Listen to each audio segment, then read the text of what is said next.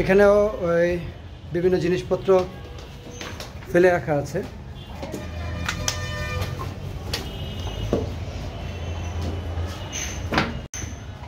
দেখতে পাচ্ছি পুলিশ কোয়ার্টারের ভিতরে এটা। এখন মূল থানা ভবনে যাচ্ছি, এদিক দিয়েও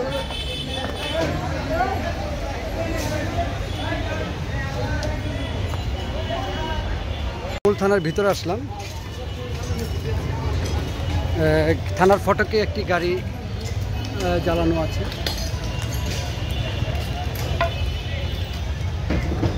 এদিকে আরেকটি গাড়ি জ্বালানো আছে।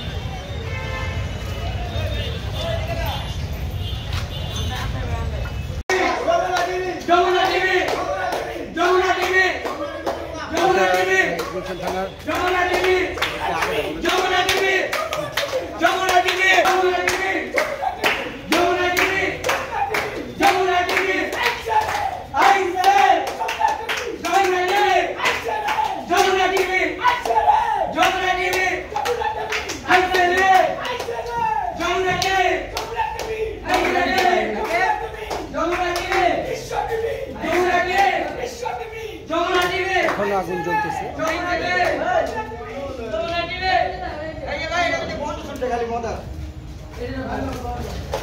মদের গন্ধ এটা ভিতরে ভরা ছিল। এই যে পেট্রোল বোমের পেট্রোল বোমে দেখা যাচ্ছে। এই যে আরো পেট্রোল বোম, এই যে পেট্রোল বোম দেখা যাচ্ছে সব। এই রুমটাও বিধ্বস্ত করে দেওয়া হয়েছে।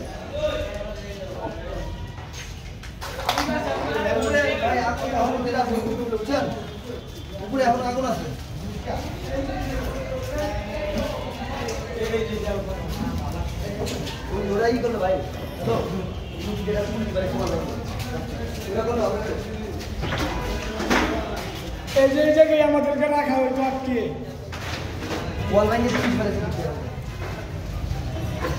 আমরা এটা ওসির রুম ছিল, তদন্ত ওসি তদন্ত।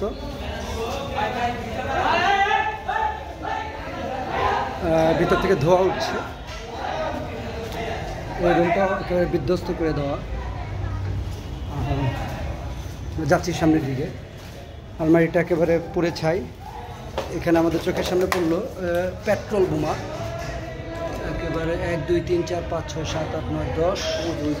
এখানেও আছে 4টা 15-20টার মতো পেট্রোল বোমা। এর ভিতরে অনেক কিছু দেখা যাচ্ছে।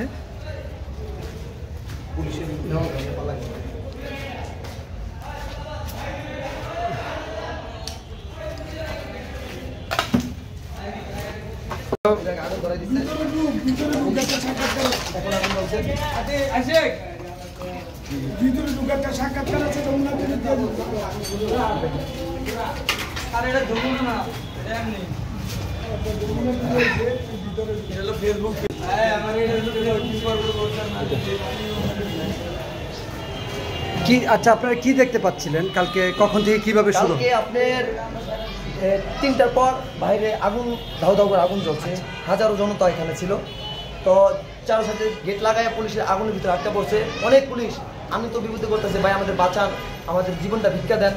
আমরা কিছু এলাকার ছেলে ছিলাম, তখন আমরা সবাই শপথ করছি আমরা কোনো পুলিশের গায়ে হাত তুলব না। আমরা তারাও কারো সন্তান, কারো বাবা, কারো মা আছে, তাদের ফ্যামিলি আছে। তারপরে প্লাস আমরা ওই ওয়ালটা ভাঙছি, ওয়ালটা ভেঙে গ্রিল ভাঙছি, গ্রিল ভেঙে আপনাকে ওখান থেকে 30টা পুলিশ হবে বাইরে করছি। যতটুকু চেষ্টা হয়েছে আমাদের তাদের সেভ করছি। আমার বাসায় রেখে একজন পুলিশের সকালবেলায় বাসে পাঠাইছি, কারণ সেটা তো মানুষ। অনেক পুলিশের আমার বাঁচিতেও পারিনি, কেউ অন্য ফরাদে আছে, কেউ কোনো সময় আছে হসপিটালে ভর্তি আছে। তারা এমনভাবে একটা আটকে পড়ে গেছিল, চারো সাথে ছিল আগুন আর আগুন। এই যে আপনাকে আমি দেখাচ্ছি কালকের আগুন, আমার কাছে ভিডিও আছে। আপনার নামটা? আমার নাম রাহুল। ধন্যবাদ। আপনি কি দেখলেন কালকে পুরো ঘটনা একটু বলুন। আসসালামু আলাইকুম।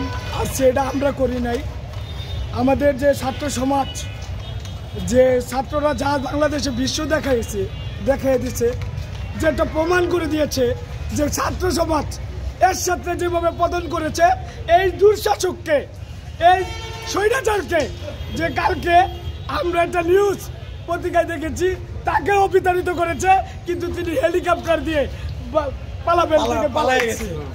কিন্তু আমরা দুঃখবাদী যে এখানে কি হয়েছিল, এখানে কি হয়েছিল? এখানে আমি সকালবেলা আসছি, থানাটা আমাকে একজন ফোন দিচ্ছে, ফোন দিয়ে বলছে যে থানা থেকে লুটপাট করতেছে। তার জন্য আমরা আমরা সকলে এই কাজ করতেছি যে এটা আমাদের সম্পদ, আমাদের সম্পদ নষ্ট করা যাবে না। কিন্তু আমরা সবার শেষে সবাইকে নিয়ে আমরা একটা কল ঘটনা করছি।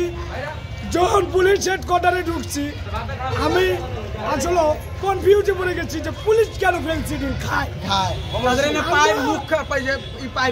আমি ভিজিট করছি, ভিজিট করে গিয়ে দেখি আইসের যে বাবা মুখের যে মুখা থাকে সে মুখার আইস পাওয়া গেছে, পাইপ পাওয়া গেছে, ফেন্সিডিল পাওয়া গেছে, মদ পাওয়া গেছে।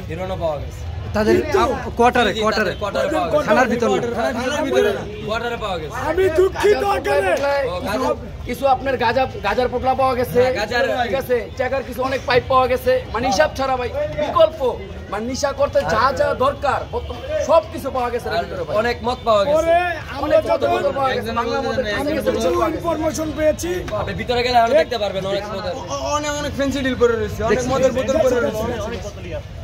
আমি যখন গেলাম যাওয়ার পরে উপরে নাকি লোক আছে, তো কারা আছে আমি দেখতে গেছি, একজনটা পিটাইছি, একজনটা পাইছি উপরে টাঙ্কি নামাইতেছে, টাঙ্কি নামাইতেছে, আমি পিটাইছি, পিটাই নামাই দিছি যে যা এইদিকে আর আসবি না। পরে আমি পুরাটা রুম ভিজিট করি, পরে রুমের ভিতরে ফেন্সি ডিল আপনি কিন্তু দেখেছেন, আপনারা কিন্তু আমি নিয়ে গেছি যে দেখেন পুলিশ একজন সরকারি কর্মকর্তা হয়ে আমাদের পাশে না থেকে, আমরা তাদের পাশে আমাদের পাশে না থেকে, এই হাসিনার পাশে থেকে আমাদেরকে যেভাবে মারছে, আমাদেরকে হাত ভেঙে ফেলা হয়েছে, আমাদের কি অন্যায় করেছি?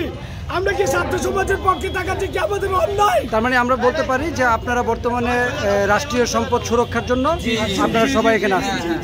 ঠিক আছে, সবাইকে যুগান্তরের পক্ষ থেকে ধন্যবাদ।